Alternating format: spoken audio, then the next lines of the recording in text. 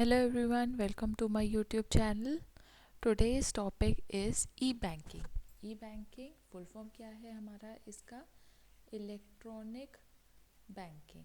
Okay, ई banking को क्या बोलते हैं हम? Electronic banking. ओके, तो फॉर एग्जांपल कोई भी इंडिविजुअल डायरेक्टली बैंक ना जाकर बैंकिंग फैसिलिटीज़ को घर पे ही या फिर कहीं और बैठे बैठे अवेल करना चाहता है तो उसको क्या यूज़ करनी होगी? उसको यूज़ करनी होगी ई बैंकिंग. और उसके लिए बस एक ही कंडीशन ज़रूरी होती है, वो है आपका इंटरनेट कनेक्शन. ठीक है, तो अगर किसी भी इंडिविजुअल के पास इंटरनेट कनेक्शन है तो वो बैंकिंग फैसिलिटीज़ को इलेक्ट्रॉनिकली कहीं भी अवेल कर सकता है. इस कंडीशन को जब आप इंटरनेट को यूज़ करते हैं बैंकिंग ट्रांजैक्शंस के लिए, इस कंडीशन को क्या बोलते हैं हम? ई banking, electronic banking. Okay, now the topics to be covered in this video are meaning of e-banking, examples of e-banking, benefits of e-banking to customers and to bank. So e-banking is what? E-banking is connection between banks and customer. Okay, किसका connection है? Banks और customer का. किसके through? Internet के through. कैसे connect होते हैं? Internet के थ्रू. और क्या क्या मिलते हैं उन्हें? क्या फैसिलिटेट होते हैं? उनके बिजनेस ट्रांजैक्शन फैसिलिटेट होते हैं. ओके, तो बिजनेस ट्रांजैक्शन हम ऑफलाइन बैंक में न जाकर डायरेक्टली इंटरनेट के थ्रू, वेबसाइट से, फ़ोन से या किसी भी चीज़ से हम ऑनलाइन यूज़ कर रहे हैं, बैंक के ट्रांजैक्शंस को फैसिलिटेट कर रहे हैं, मनी को ट्रांसफ़र कर रहे हैं, तो उसे क्या बोलेंगे हम? ई बैंकिंग, इलेक्ट्रॉनिक बैंकिंग. कुछ एग्जांपल्स ई बैंकिंग के क्या हैं? For example debit card, credit card, ATM. हमने ऑनलाइन शॉपिंग की, मैंने फॉर एग्जांपल शॉपिंग की, अमेज़ोन से शॉपिंग की. ओके, अब जब उसका मोड ऑफ़ पेमेंट आया कि मुझे कैसे पेमेंट करना है, तो मैंने क्या चूज़ किया? अपना डेबिट कार्ड चूज़ किया. उसके लिए मैंने वहाँ पे अपना डेबिट कार्ड के डिजिट्स डाले, उसके बाद मेरे पास ओटीपी आया और मैंने अपना पेमेंट कर दिया. शॉपिंग हो गई मेरी. ओके, तो ये कैसे हो पा रहा है? क्योंकि हमारी बैंकिंग सिस्टम क्या है? इलेक्ट्रॉनिकली डेवलप हो गई है. ये एक एग्जांपल है. सेकंड एग्जांपल क्या है? Mobile banking. फॉर एग्जांपल अगर मेरा अकाउंट एसबीआई में है तो मैंने उसकी मोबाइल में, फ़ोन में योनो, आई गेस योनो ही नाम है, बैंक की ऐप डाउनलोड कर ली. और अब इस ऐप में मुझे सारी चीज़ें शो हो रही हैं. मेरे अकाउंट में बैलेंस कितना है, मेरे करंट अकाउंट में बैलेंस कितना है, कैसे मुझे उसको ट्रांसफ़र करना है, ये सारे फीचर्स अब मेरे फ़ोन पे ही आ गए. तो ये क्या हो गई? हमारी mobile banking. Okay, internet banking. Internet banking में क्या होता है? इसमें क्या कर सकते हैं हम? ऑनलाइन पेमेंट कर सकते हैं किसी को भी, किसी भी टाइम पे.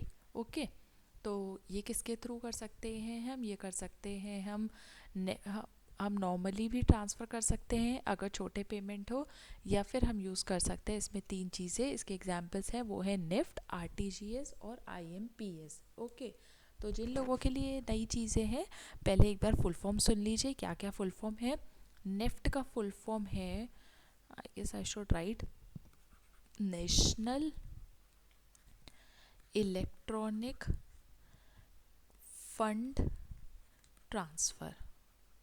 ओके, सेकंड आपका आरटीजीएस का फुल फॉर्म है real time gross settlement. Okay, third आपका आईएमपीएस का फुल फॉर्म है immediate mobile payment service. Okay, तो ये इन तीनों के फुल फॉर्म हैं. अब ये तीनों ही अगर इंटरनेट बैंकिंग में मनी ट्रांसफ़र करने में हेल्प कर रहे हैं तो तीन तीन चीज़ों का क्या मतलब है? एक चीज़ ही क्यों नहीं है? तो क्यों एक चीज़ नहीं है? इसलिए इनकी ज़रा इम्पोर्टेंस समझते हैं और इनमें डिफरेंस समझते हैं. ओके, तो सबसे पहले हम देखते हैं, मैं आपको बताती हूँ कि जो पहला है हमारा नेफ्ट है और आरटीजीएस, ये दोनों जो मेथड है पेमेंट के. ओके, ये क्या है? पेमेंट के मेथड जो दोनों है, फर्स्ट वाले 2. ओके, ये और ये. तो आपके ये दोनों जो पेमेंट के मेथड हैं वो क्या हैं? ये दोनों तरीके से अवेल हो सकते हैं, बैंक में जाकर भी ऑफलाइन, और आपके इंटरनेट के यूज़ करके, वेबसाइट के यूज़ करके ऑनलाइन भी यूज़ हो सकते हैं। ओके, वेयर इज़ जो IMPS है वो सिर्फ क्या हो सकता है, ऑनलाइन मेथड है पेमेंट का। ओके, अब आप कहेंगे कि ओके IMPS सिर्फ ऑनलाइन मेथड है पेमेंट का, नेफ्ट एंड RTGS ऑनलाइन भी है ऑफलाइन भी है, तो इन दोनों में क्या डिफरेंस है? इन दोनों में ये डिफरेंस है कि जो नेफ्ट है उसकी मिनिमम वैल्यू आप ₹1 से लेकर कितने भी पैसे ट्रांसफ़र कर सकते हैं नेफ्ट के थ्रू। बट RTGS में क्या होता है कि आपकी मिनिमम ट्रांसफ़र वैल्यू कितनी होनी चाहिए, ₹2 लाख। ओके, तो अगर आपका अमाउंट 2 लाख से ज़्यादा है तो ही आप RTGS कर सकते हैं। अगर 2 लाख से कम है आपका अमाउंट, तो आपको क्या करना होगा, नेफ्ट करना होगा। ओके, और लास्टली आपके पास IMPS है जो कि पूरा क्या है, ऑनलाइन आपका मेथड है पेमेंट का। बट इसकी लिमिट क्या होती है, इसकी लिमिट होती है ₹1 टू ₹2 लाख। ओके, तो आपको अगर ऑनलाइन ट्रांसफ़र करना है तो आप ₹2 लाख से ज़्यादा ट्रांसफ़र नहीं कर सकते। ओके, तो ये एक क्या होता है, एक डिसएडवांटेज होता है आपके ऑनलाइन बैंकिंग का।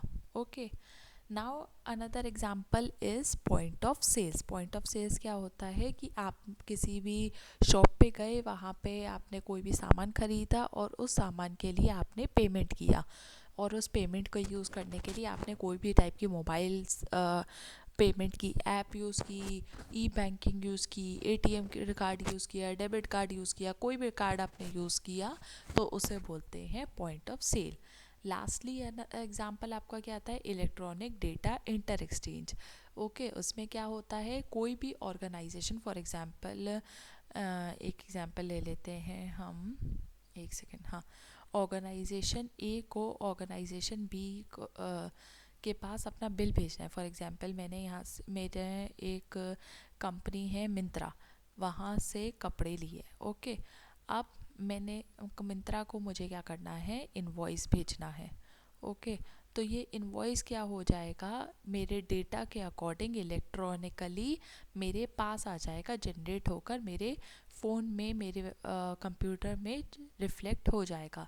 तो जब इलेक्ट्रॉनिकली डेटा एक्सचेंज हो from company A to company B, okay, तो इसे क्या बोलते हैं, ये फीचर किसका है, हमारा एक एग्जांपल है इलेक्ट्रॉनिक बैंकिंग का। Fine, now coming to the benefits of e banking to customer. Customer को क्या बेनिफिट होगा, पहला बेनिफिट 24/7 हमारे जो ई बैंकिंग है, इलेक्ट्रॉनिक बैंकिंग है, वो किसी भी टाइम पे हम यूज़ कर सकते हैं, रात को, सुबह, कभी भी। वेयरएज अगर हम बैंक में जाएंगे तो उसके रिस्ट्रिक्टेड टाइम आवर्स होते हैं जो कि हम एक रिस्ट्रिक्टेड टाइम तक अवेल कर सकते हैं। For example 9 to 10 in the morning to 4 PM। Okay, next is transparency. Transparency कैसे बनी रहती है, हमारे पास बैंक की क्या होती है, हमारे अकाउंट की पूरी इन्फॉर्मेशन आती रहती है। हमारे पास जो भी चार्जेस डिडक्ट हुए वो हमें शो होते रहते हैं, रिफ्लेक्ट होते रहते हैं। जो भी पेमेंट आया वो रिफ्लेक्ट होता रहता है, जो भी पेमेंट कट हुआ वो रिफ्लेक्ट होता है। तो ये क्या क्या होता है, ट्रांसपेरेंसी बनी रहती है। नेक्स्ट बेनिफिट क्या है, कस्टमर को डिजिटल पेमेंट हो जाता है, कोई भी बार बार लिखने की ज़रूरत नहीं है, पेन पेपर का ज़रूरत नहीं है, बार बार बैंक में जाने की ज़रूरत नहीं है, सिर्फ अपना फ़ोन उठाया, लैपटॉप उठाया और डिजिटली पेमेंट हमारा हो गया। अब जब ये सारे काम हम लोगों के डिजिटली हो जाएंगे तो क्या होगा, काम क्या हो जाएगा, जल्दी हो जाएगा, तो हमारा टाइम कम वेस्ट होगा। ओके, तो ये क्या है, एक स्पीडी प्रोसेस है और इसे करना बहुत सिंपल है, कुछ शायद 1 या 2 सेकंड्स में इजी कुछ स्टेप्स के थ्रू हम क्या कर लेते हैं, पेमेंट कर लेते हैं। कोई आजकल तो छोटे बच्चे भी ये इंटरनेट यूज़ करने लग गए हैं और वो भी पेमेंट कर देते हैं, आपने बहुत सारी न्यूज़ देखी ही होंगी। तो क्या है, ये बहुत ही इजी मेथड है हमारा बैंकिंग का। ओके, अब इसे बैंक को क्या फ़ायदा होता है, बैंक के लिए क्या फ़ायदा होता है, बैंक की कॉस्ट रिड्यूस होती है। बैंक को इतने सारे ट्रांजैक्शंस रिकॉर्ड करने में, इतने सारे ट्रांजैक्शंस करने में क्या करता है, क्या होता है, बहुत सारा मनी लगता है। ओके, मनी क्यों लगता है, क्योंकि बैंक को ये सारा काम क्या करना होता है, मैनुअली करना पड़ता है। ओके, वेयरएज अगर ये सारा काम मैनुअली नहीं हो, लुक इसका लास्ट पॉइंट क्या है हमारा, less requirement of human resources.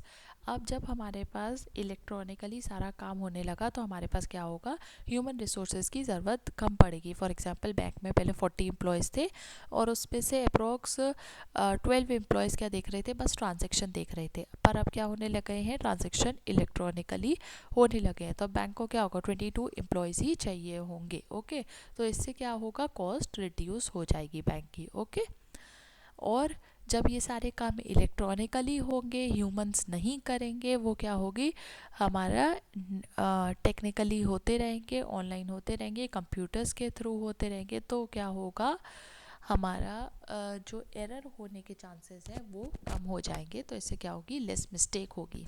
Okay, also जब ये लेफ़्ट ओवर 22 ह्यूमन रिसोर्सेज है, फॉर एग्जांपल हमने यहाँ पे देखा, तो हमने क्या किया, ये इनके ऊपर वर्कलोड क्या हो जाएगा, कम हो जाएगा। इन्हें ट्रांजैक्शंस रिकॉर्ड करने की ज़रूरत नहीं पड़ेगी क्योंकि इनके पास ऑलरेडी ट्रांजैक्शंस ऑनलाइन रिकॉर्ड होकर आ जाएंगे। ओके, क्या हो जाएगा, इनके पास इजीली ट्रांजैक्शंस रिकॉर्ड हो जाएंगे, तो उनका क्या होगा, वर्कलोड कम हो जाएगा। Fine, so these are the benefits of e banking to banks.